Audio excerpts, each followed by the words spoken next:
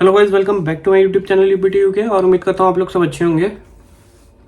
आज का जो वीडियो है ना, बहुत ज़्यादा इंपॉर्टेंट है ये वीडियो। ठीक है, तो वीडियो को पूरा देखना है आपको, क्योंकि आज मैं बताऊंगा केयर वर्कर्स और सीनियर केयर वर्कर्स के जो रिक्वायरमेंट है वो चेंज हो गई है। यूके गवर्नमेंट ने चेंज कर दिया है उसको, और जो कॉस्ट का वेट कर रहे हैं या फिर प्लान कर रहे हैं कॉस्ट का, तो जो वीडियो है ना पूरा अगर आप देखोगे तो समझ में आ जाएगा कि आपका जो कॉस्ट है वो आएगा ही नहीं आएगा, वीज़ा आएगा ही नहीं आएगा, या रिफ्यूज़ल के कितने ज़्यादा चांसेस हैं।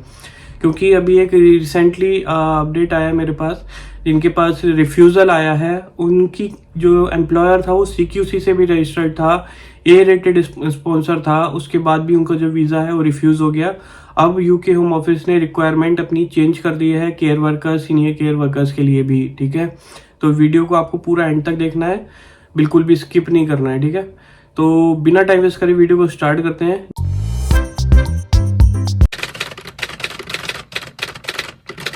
जो मेरे चैनल पे फर्स्ट टाइम आए उनको बता दूं, मेरा नाम विवेक मसीह है, मैं यूपी इंडिया से बिलोंग करता हूं, अभी इस टाइम यूके में हूं गाइस। आप लोगों के लिए एक टेलीग्राम चैनल भी बनाया हुआ है जिसमें स्पॉन्सरशिप जॉब पोस्ट करता हूं डेली, लिंक डिस्क्रिप्शन में आप जाके चेक कर सकते हैं। तो सबसे पहले मैं बात कर लेता हूँ जो प्लान कर रहे हैं स्टडी के लिए किसी भी कंट्री में। अगर आपको जाना है और आपके मन में कोई डाउट है, लाइक कौन से कोर्स में जाना है, कौन सी यूनिवर्सिटी सेलेक्ट करें या कौन सी कंट्री में जाना चाहिए, तो आपको क्या करना है, सिंपली ये फॉर्म फिल कर देना है। इसका लिंक डिस्क्रिप्शन में है। आपके जितने भी डाउट्स हैं वो मेरी टीम जो है वो फ्री ऑफ कॉस्ट क्लियर करेगी। मीन्स आपको कॉल बैक आएगा अगर आप फॉर्म फिल कर दोगे तो, और आपके जो भी डाउट हैं आप अपने क्लियर कर सकते हो। अगर आपको आइल्स की प्रिपरेशन करनी है उसमें भी मेरी टीम हेल्प करती है। अगर आपको वीज़ा फाइल करना है कोई भी तो उसमें भी मेरी टीम हेल्प करती है। तो आपके जो भी डाउट हैं, जो भी आपकी क्वेरी है, सिंपली आपको इसे फॉर्म फिल कर देना है, सारे डाउट आपके क्लियर हो जाएंगे। तो अब चलते हैं डायरेक्ट वीडियो के अंदर। तो मैं आपको जो वीडियो में बताऊंगा, एंड में बताऊंगा कि अब एम्प्लॉयर को भी एक नोटिस दे दिया है होम ऑफिस ने, उसको वो चीज़ मेंशन करनी है। और जिनको कॉस्ट मिल गया है और वीज़ा के लिए अप्लाई करने वाले हो तो ये चीज़ का ध्यान रखना, ये चीज़ आपके कॉस्ट में होनी चाहिए। ये मैं आगे बताऊंगा आपको क्या है वो चीज़, या जिनके पास कॉस्ट आ गया है वो चीज़ देख लेना कि आपके कॉस्ट में ये चीज़ है या नहीं है। ठीक है, तो आपको थोड़ा सा आइडिया लग जाएगा कि आपका जो वीज़ा है वो आएगा ही नहीं आएगा। ठीक है, तो जब सबसे पहले मैं बात करता हूँ जो अभी रिफ्यूज़ल आया है, वो जो आपकी तरह फैमिली से ही सब्सक्राइबर हैं उनसे मेरी बात हुई, मेरे से कांटेक्ट किया उन्होंने, और उनका जो रिफ्यूज़ल है उसका रीज़न, उनका लेटर पूरा मैं आपके साथ शेयर करता हूँ। और मैं आपको बताता हूँ कि रिक्वायरमेंट क्या चेंज हो गई है केयर वर्कर और सीनियर केयर वर्कर के लिए। ठीक है, तो जैसे कि आपको स्क्रीन पर दिख रहा होगा, अब जो है, if you are care worker और senior care worker working in England, your employer must also भी रजिस्टर्ड विद CQC। तो केयर क्वालिटी कमीशन से रजिस्टर्ड होना चाहिए अगर आप केयर वर्कर या सीनियर केयर वर्कर में वर्क करोगे। ठीक है, अब मैं बात कर लेता हूँ आपकी कि जो रिफ्यूज़ल आया है उनका वो क्या आया है। जबकि एम्प्लॉयर CQC से भी रजिस्टर्ड है, ए रेटेड स्पॉन्सर है, लेकिन जो कमी थी वो एम्प्लॉय के अंदर थी। मींस जिसने अप्लाई किया था वीज़ा के लिए उसके अंदर कमी थी। क्या कमी थी, क्या वो आपके अंदर तो नहीं है? क्या जो आपका कॉस्ट डिले हो रहा है उसका रीज़न ये तो नहीं है? चलिए हम देख लेते हैं क्या है reason for decision. Your application has been refuse for the following reason. ठीक है, you applied for entry clearance as a skilled worker under appendix skilled worker of the immigration rules. Your application has been refused because you do not meet requirement SW 4.1, SW 4.2, SW 5.1, SW 5.7, SW 6.5 and SW 11.6। तो ये सारे refusal reason दिए हैं। अब मैं आगे समझाऊंगा कि ये है क्या। ठीक है, you must be awarded 70 points to be granted permission as a skilled worker. This includes 50 mandatory points and 20 tradable points. I have considered the mandatory points requirement and awarded you. ठीक है, तो इन्होंने बोल दिया कि 70 पॉइंट चाहिए। Point system आपको पता ही है, यूके के अंदर आपको स्किल्ड वर्कर चाहिए। तो ठीक है, अब आगे देखिए, 10 points for a job at the appropriate skill level, 10 point उसके मिलते हैं। 10 points for English language requirement, 10 point English requirement के लिए है। अब वो सिस्टम नहीं चलेगा कि भाई बिना इंग्लिश के भी, बिना आइल्स के भी जो पहले मिल रहा था ना सबको वीज़ा, अब वो वाला सिस्टम खत्म हो गया है। मेक श्योर अगर आप अप्लाई करने वाले हो तो इंग्लिश रिक्वायरमेंट जो माइंस UKVI का जो है एकेडमिक, इसमें आपने क्लियर कर लिया हो, वो लगाना बहुत ज़रूरी हो गया है अब, अगर आपको वीज़ा चाहिए ही चाहिए तो। ठीक है, नेक्स्ट है, I am not convinced that you have enough experience as a skilled caregiver your employer provided your care certificates, there is not enough to prove your skills as a 3-year experience caregiver। तो उन्होंने सीधे सीधे बोल दिया है कि आपके जो एम्प्लॉयर थे उसने हमारे को सर्टिफिकेट भी दिए लेकिन हम उससे सेटिस्फाई नहीं है, क्योंकि अब जो है हमको ये कहीं भी नहीं दिखा है कि आपको 3 साल का एक्सपीरियंस है एज अ केयर गिवर का, जिसकी वजह से हम आपका वीज़ा रिफ्यूज़ कर रहे हैं। तो आप सोचो कि आप सिर्फ और सिर्फ आपके पास सर्टिफिकेट होने से काम नहीं चलेगा, अब आपको एक्सपीरियंस भी चाहिए अगर आपको केयर वीज़ा पे आना है तो, ठीक है।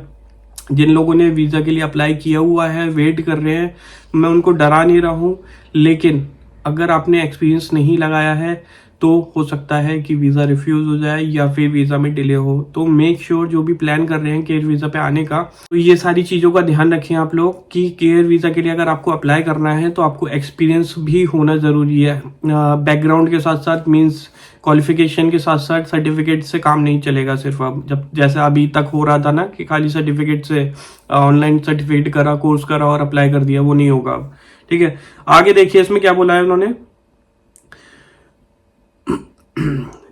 I have considered the options for awarding tradable points and I have rewarded you 6 tradable points from option D, therefore I have awarded you 26 points in total।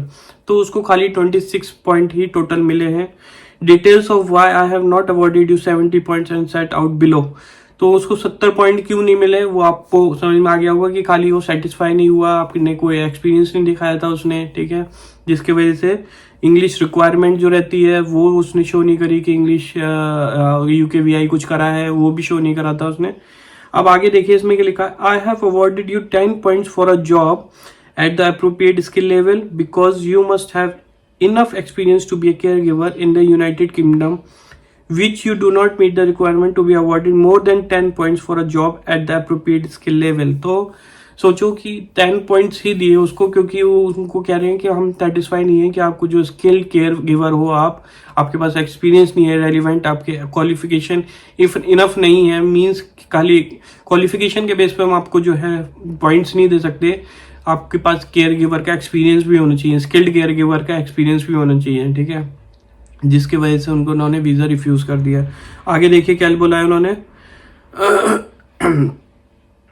I have awarded you 6 tradable points because I have awarded you 10 points for English language requirement। In this instance, I have not applied evidential flexibility to contact you for further information। I am satisfied that you do not meet the requirement to be awarded points for sponsorship। तो उन्होंने अपना conclusion निकाल लिया, means अपना decision ले लिया, उन्होंने जो जो अपने डॉक्यूमेंट्स प्रोवाइड करे थे उसी के बिहाफ पे उन्होंने अपना डिसीजन ले लिया, आपसे कोई भी एडिशनल डॉक्यूमेंट नहीं मांगा उन्होंने, और उन्होंने बोला कि हम जो है उसमें सेटिस्फाई नहीं है कि आप स्किल्ड केयर गिवर हो। नेक्स्ट उन्होंने आगे क्या बोला है, I therefore refuse your application under paragraph SW 4.1 SW 4.2। तो वही सारे जो रीजन दिए हैं इन्होंने कि इसकी वजह से हम रिफ्यूज कर रहे हैं, ठीक है। आगे इसमें और इन्होंने क्या बोला है उसमें ये देखिए उन्होंने क्या बोला है, in relation to this decision there is no right of appeal और राइट टू एडमिनिस्ट्रेटिव रिव्यू। तो मीन्स आप अपील भी नहीं कर सकते हो उसमें और एडमिनिस्ट्रेटिव रिव्यू भी नहीं ले सकते हो। तो मीन्स कंप्लीटली आपको जो है उन्होंने बोला है कि आपका जो वीज़ा है वो रिफ्यूज हो गया है, अब आप कुछ नहीं कर सकते हो। अगर आपको अप्लाई करना है आप पहले एक्सपीरियंस गेन करो, और अगर आपके पास क्वालिफिकेशन है तो अच्छी बात है, नहीं तो क्वालिफिकेशन भी लो और एक्सपीरियंस गेन करो, उसके बाद अप्लाई करना, ठीक है। बैन नहीं लगाया है तो अप्लाई कर सकते हो, लेकिन एडमिनिस्ट्रेटिव रिव्यू नहीं कर ले सकते हो, ना ही अपील कर सकते हो। तो जो भी प्लान कर रहे हो इन सब चीज़ों को ध्यान रखो। अब इतना इजी नहीं होने वाला है, केयर गिवर और सीनियर केयर वर्कर का वीज़ा जो है आपको क्वालिफिकेशन चाहिए होगी, मींस नर्सिंग बैकग्राउंड होगा और उसके साथ साथ आपको एक्सपीरियंस, क्योंकि देखो ये लोग जब एक्सपीरियंस की बात करते हैं तो ये लोग रेफरेंस मांगते हैं, यहाँ पे 2 रेफरी आपको देने पड़ेंगे रेफरेंस, वो 2 रेफरेंस ये लोग चेक भी करते हैं, ठीक है। ऐसा नहीं है कि खाली आपने डाल दिया, ये लोग मेल करके उनको चेक भी करते हैं कि आपने जो है ऐसे ऐसे बंदा आपके यहाँ काम करता था, कितने साल काम किया, मतलब कुछ भी वो पूछ सकते हैं XYZ। तो बेटर ये है कि अगर आपने एक्सपीरियंस गेन नहीं करा है तो एक्सपीरियंस गेन करो, अगर एक्सपीरियंस है तभी आप लोग अप्लाई करना। अब मैं आपको वो चीज़ बताता हूँ जो होम ऑफिस ने एम्प्लॉयर को बोला है, और आप लोग के पास अगर कॉज है तो आपको भी देखना पड़ेगा आपके कॉज में वो चीज़ मेंशन होनी चाहिए या नहीं, आपके कॉज में वो मेंशन है या नहीं है, ठीक है। वो क्या चीज है?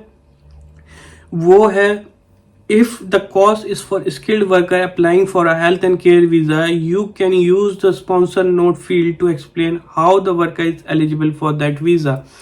तो ये इन्होंने एम्प्लॉयर को बोला है कि आपको जो है एम्प्लॉयर नोट देना पड़ेगा अपने कॉस्ट में कि जो एम्प्लॉय है मींस जो जॉब के लिए आएगा वो इसके लिए एलिजिबल है, ठीक है। तो उसको एम्प्लॉयर को ये चीज़ मेंशन करनी पड़ेगी। जिसके पास भी कॉस्ट आ गया है और जो कॉस्ट आने वाला है, जिसके पास भी कॉस्ट आने वाला है, वो इस चीज़ का ध्यान रखना कि आप एम्प्लॉयर नोट जरूर लिखवा लेना, ठीक है। अगर नहीं आया आपका कॉस्ट, एम्प्लॉयर नोट जरूर लिखवा लेना, क्योंकि होम ऑफिस बहुत ज़्यादा स्ट्रिक्ट हो गया है अब।